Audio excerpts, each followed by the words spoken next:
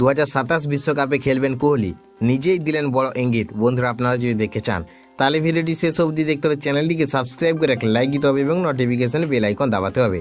বিরাট কোহলি কি 2027 সালের ওয়ানডে বিশ্বকাপ খেলবেন? এই প্রশ্ন এখন ঘুরছে প্রতিটি ক্রিকেট প্রেমীর মনে।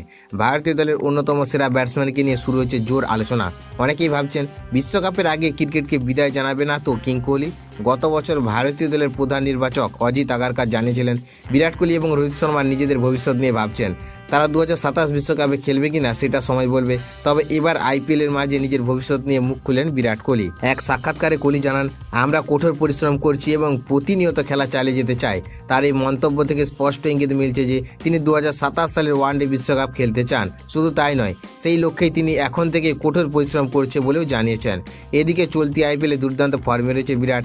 এক ম্যাচে 0 রানে আউট হলেও পরের ম্যাচে কলকাতা নাইট রাইডার্সের বিরুদ্ধে দুর্দান্ত সেঞ্চুরি করে রয়্যাল চ্যালেঞ্জার্স বেঙ্গালুরুকে জয় এনে দেয় তিনি। ফলে ভক্তদের আশা, আরও একবার বিশ্বকাপের মঞ্চে দেখা যাবে কিং কোহলিকে।